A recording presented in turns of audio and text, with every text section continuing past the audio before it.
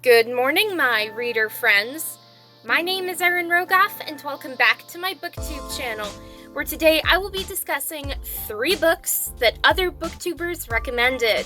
I have read 2 out of the 3 recommendations, and I wanted to talk about them with you guys. So, first book, we have They Both Die at the End by Adam Silvera. Who recommended this book? Jesse the Reader.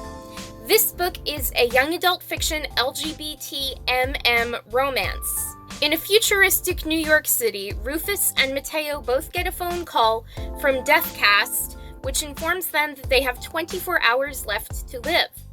They both go on the Last Friend app and find each other, and in their last 24 hours alive, they experience life to the fullest and fall in love. What I loved about this book? I am a huge fan of Jesse the Reader, so I will read pretty much anything he recommends. And this novel was one of the first I added to my growing LGBT book collection, so this is personally iconic to me. The idea of the Last Friend app in the book was interesting to me, and if Deathcast was real, I wonder who I would be paired with. By the way, I would like to make a shout out to my best friend, Michaela Tyner. You are the best friend I have been waiting my whole life for, and now that I have you, I will never let you go. I actually met Michaela Tyner when we were on the same website, and we became internet best friends, and then that developed into a powerful friendship that we both have now, and I can't imagine my life without my best friend. So Michaela, you mean everything to me, and you're the little sister I never had. Also, I love the notebook entries of Adam Silvera at the end of They Both Die at the End, because the names that he used for the characters before publishing the book were not the same names. Mateo's name was actually different. I can't actually remember his name that comes to mind right now, so let me check.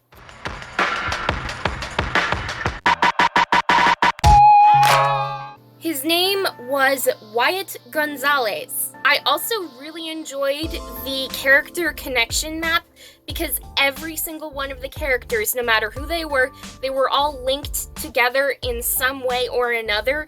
So that sort of made me think of the 6 degrees of separation. And I thought, wow, this is so in detail and it is perfect. Besides that, I could totally reread this book again, and most likely I will reread this book by the end of 2021. Moving on to book number 2, we have Outlander by Diana Gabaldon. Who recommended this book? A Book Utopia, also known as Sasha Alsberg, who I have so much respect for as a book lover and as an author. I have her book, Zenith, and I have not finished reading it yet, but I definitely will. Outlander is a time travel fiction historical romance novel, and this is incredible. I have so much to say about it, but I will only keep this video short. It's 1945, and World War II has just ended. So wartime nurse Claire and her husband Frank go to Scotland for a second honeymoon. It's here where Claire explores abandoned ruins and comes across these strange stones, which transport her back to the time of 1743, where she meets Jamie Fraser, a Scottish warrior who she falls in love with, and in the end, will their love story outlast time itself? I have the first 3 books in the series, and they are Outlander, Dragonfly and Amber, and Voyager. I have not finished reading all of them yet, but I plan to. Then again, I say that a lot for most of the books that I have on my bookshelves anyway.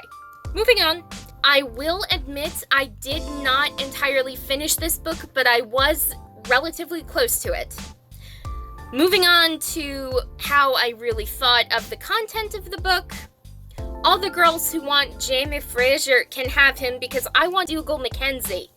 Graham McTavish, who plays Dougal Mackenzie in the TV show adaptation of Outlander, is a dream. He is hot as heck, and I just love him. The descriptions of everything in Outlander were incredible, from the Scottish ruins to the stones to the clothes to the battles. Everything was so beautiful that I could see it in my head, and it was There was so much justice done for it on the TV show adaptation, and I highly recommend you watch the show after reading all the books. I have a thing about battles, especially historical battles or fantasy battles, and that is not just my warrior ancestry talking. About ancestry, I'll go a little off topic here. I am of European descent, and I am familiar with the battles and wars that my ancestors fought in, and this might explain my obsession with battle. But I am a daughter of the American Revolution because I can trace my ancestry back all those years to the ancestors who actually fought the British for American independence. Also, my mom can trace our ancestry back a lot further than that, and we can find our ancestry back until maybe the 1500s, because apparently at least one person every generation has had a journal. And get this, I have a journal too. I have journals. I write about everything that happens in my life, and I'm not going to go into a lot of detail there, but I'm sort of following in the family tradition of keeping journals of life in general. So that is really cool. And getting back on topic, the final thing that I absolutely loved about the book Outlander was seeing Claire's inner thoughts and her interactions with the characters of the past, and how she uses her knowledge of the present to help others, and the development of her character. I just found that so interesting and so powerful, and I love this book. Not as much as Sasha Alsberg, but I do love the book. Moving on to the third book recommendation from another booktuber, we have Welcome to the Dark Side by Gianna Darling.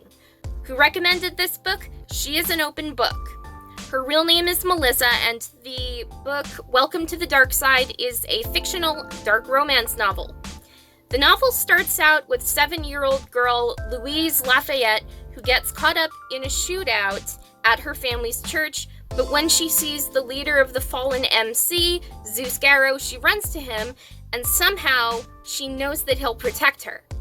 They are both shot together, one bullet through both of them, and they wind up in the same hospital, where the readers find out that Louise's character has cancer.